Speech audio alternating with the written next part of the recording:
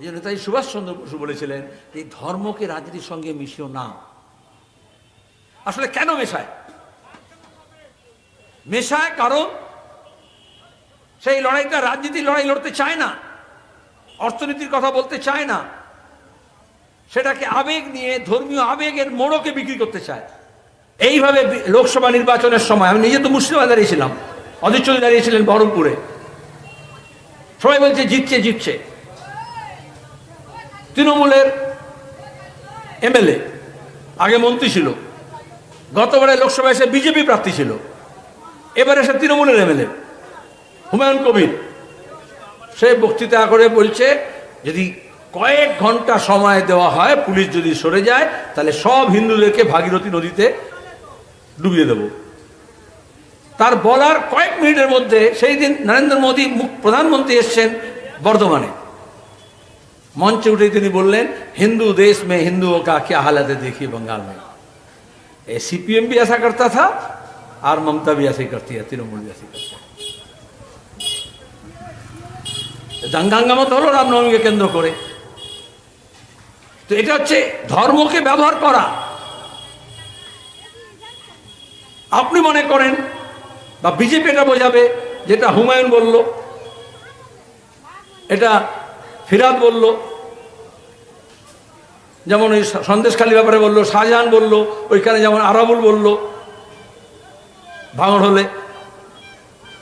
কিন্তু আমরা বলবো এটা তৃণমূল করলো। আর আমি মোহাম্মদ সেলিম বলবো শুধু তৃণমূল না, এটা ওই যে তন্ত্র বললাম, আধিপত্যবাদ কায়েম করা, বিরোধী শূন্য বাম শূন্য করে যে রাজনীতি করতে হয় সেটা বলানো হয়। হুমায়ুন কবির গত নির্বাচনে বিজেপি, এই নির্বাচনে তৃণমূল। তাহলে সে কার নির্দেশে বলছে? আজকে রথযাত্রা উপলক্ষে জগন্নাথ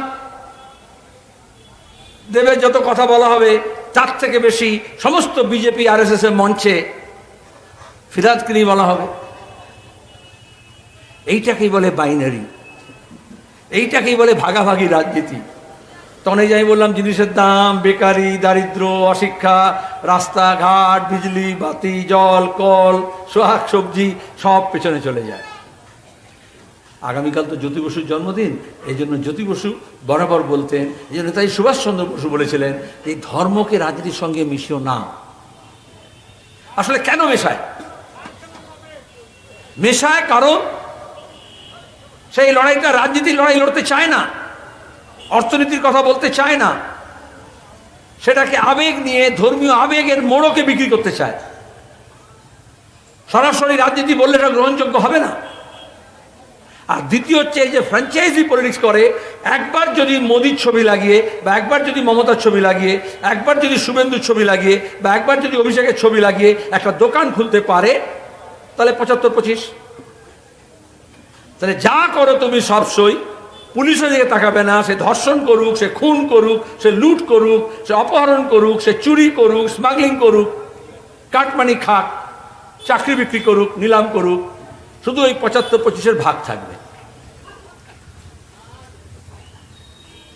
আর এই যে যারা এটা করবে, শুধু এই নেতা নেত্রীদের ছবি লাগিয়ে মাল বিক্রি হবে না, তখন তার সঙ্গে ধর্মের চিহ্ন, ধর্মের প্রতীক, ধর্মের গুরু, ধর্মের উৎসব, ধর্মের ঝান্ডাকে ব্যবহার করতে হয়। কারণ সে মনে করে শুধু তৃণমূলের ঝান্ডা, শুধু বিজেপির ঝান্ডা যথেষ্ট নয়, তারা নিজেরা জানে। আপনি যাকে বলছেন প্রবল, প্রতিপত্তিশালী, প্রবল দাপট, কিন্তু আসলে সে জানে তার দুর্বলতা কোথায়, তার রাজনীতির দুর্বলতা কোথায়, তার অর্থনীতির দুর্বলতা কোথায়। তার জন্য তাকে ধর্মের মলাটের মধ্যে দাঁড়িয়ে সেটাকে বিক্রি করতে হয়। আর এজন্যই আপনি যদি সেই রাজনীতির বিরোধী হন, তাহলে আপনাকে দুটোরই বিরুদ্ধে বলতে হবে। তাহলে নিজের বেলায় আনো খাই, পরের বেলায় আল্লদ্ধ হই বললে তো হবে না। আর এখানেই হচ্ছে নীতির প্রশ্ন। আর যখন বলছে রাজনীতি ওর নীতির দরকার নেই, এই জন্য বলে ভোটের বলে ভোট দিয়ে কী লাভ, রাজীবকে দিয়ে কী হবে, জিততে তো পারবে না। এটা একটা নতুন সংস্কৃতি। আপনার নীতি, আপনার পথ, আপনার আদর্শ, আপনার লক্ষ্য, আপনার ভালো লাগা আপনি বলতে পারবেন না। এটা তো মনোপলি বলে এটাকে। হয় আপনাকে কোকাকোলা শরবত কিনতে হবে, নাহলে পেপসি, বলে বাকি তো নেই বাজারে। যদি পাড়ায় কেউ শরবত বিক্রি করে, দোকান লাগিয়ে বলে ওটাকে লুটে দাও, ওটাকে মেরে দাও, বুলডোজার দিয়ে ভেঙে দাও। দুদিন পরে তাই হবে, হয় এই ব্র্যান্ড নাও নাহলে ওই ব্র্যান্ড নাও। মাল্টিন্যাশনাল কোম্পানি মানে, বহুজাতিক কর্পোরেশন মানে, বিশ্বায়ন মানে, এই লুটের অর্থনীতি মানে, হয় আপনি সর্ষের তেল খান আর নারকেল তেল মাখুন, আপনাকে হয় আদানি নিতে হবে নাহলে আম্বানি নিতে হবে, বাকিরা থাকবে কেন? আসলে এই যে ছোট ব্যবসা করছে, ছোট দোকানদার, এইসব এই মানিকতলা এলাকায় সব ডিসি সাবান হতো না, কেমিক্যাল সব ফ্যাক্টরি ছিল না, নানা রকমের ছোটোখাটো। কেউ আমাদের এইসব, আমি তো একসময় উত্তর পূর্ব কলকাতার এমপি ছিলাম, ওরা মজা আছে, যখন আমি পার্লামেন্টে কোনো বিদেশ নীতি নেয়, অন্য কোনো নীতি বললে চিদম্বরম আওয়াজ দিত, খোঁটা দিত, বলতো আরে তুমি তো খাতা নিয়ে বলবে, তুমি ছাতা নিয়ে বলবে, তুমি দেশি সাবান নিয়ে বলবে, তুমি দেশলাই নিয়ে বলবে, তুমি বিড়ি নিয়ে বলবে, তুমি এইসব বড় বড় কথা কেন বলছো? তা এটা শ্রেণী, তা চিদম্বরম জানে। লাল ঝান্ডা মানে হচ্ছে হকারের কথা বলবে, সে তো ক্ষেত মজুরের কথা বলবে, সে তো দিন মজুরের কথা বলবে, তো পরিযায়ী শ্রমিক কথা বলবে, তো বেকার ছেলে মেয়েদের কথা বলবে, সে তো ছোটো ব্যবসার কথা বলবে, খুচরো ব্যবসার কথা বলবে, খুচরো দোকানদারির কথা বলবে। তাই যখন বড় বড় মল হচ্ছে তখন এগুলো অপাঙ্ক্তেয়। আর সেজন্যই বলে যে হয় আপনাকে একটা এই প্রবলের দিকে থাকতে হবে, নাহলে এই প্রবলের দিকে থাকতে হবে। এবং তাদের প্রাবল্য দেখানোর জন্য গাড়ির লাইন, হেলিকপ্টারের লাইন, টাকা পয়সা, মিডিয়া, বিজ্ঞাপন, নায়ক নায়িকা, গায়ক গায়িকা দিয়ে একটা তাল গোল পাকিয়ে এমন একটা উৎসবের মেজাজ তৈরি করে যেটা মনে হয় ভোটটা বোধহয় উদযাপন। তো উপনির্বাচনে আপনাকে বুঝতে হবে উদযাপনটা হয়ে গিয়েছে, এবার আপনার দিন যাপনের পালা।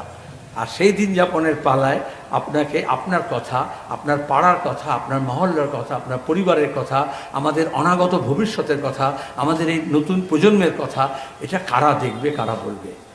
আমাদের মতো প্রজন্ম আমরা বেশি দিন থাকবো না, নিয়মে, কালের নিয়মে। কিন্তু আমাদের শিক্ষা, সাহিত্য, সংস্কৃতি, আমাদের প্রতিষ্ঠানগুলো, আমাদের সরকারি প্রতিষ্ঠানগুলো, আমাদের আইন কানুন নিয়ম, আমাদের সম্প্রীতি, আমাদের সম্পর্ক, আমরা কোন হাতে কার হাতে রেখে দিয়ে যাব? এবং তখন যদি বলে না, হয় আপনাকে দুটো বাটখারা আছে, একটা 5 টনের, একটা 10 টনের, এই দুটোকেই আপনাকে নিয়ে এক্সারসাইজ করতে হবে, তাহলে আপনার ছোটোখাটো যা জিনিসপত্র আছে সেগুলো সব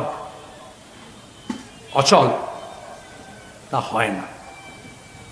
2000 টাকার নোট বাতিল হয়, কিন্তু খুচরো পয়সা এখনও লাগে। যতই ওরা বলবে হয়তো নোটবন্দি হয়ে গেছে, এখন সব একে বলে পেতে হবে, গুগল পেতে হবে, ক্যাশলেস হবে, এসব বিজ্ঞাপন দেয় বলে। কিন্তু আপনাকে যখন ছোট দোকানদারি করতে হয়, বাজারে যেতে হয়, বাজারে অমিল হয়ে গেলেও ছোট নোট খুঁজতে হয়, ছোট টাকা খুঁজতে হয়, এইখানেই দাঁড়িয়ে লাল ঝান্ডা।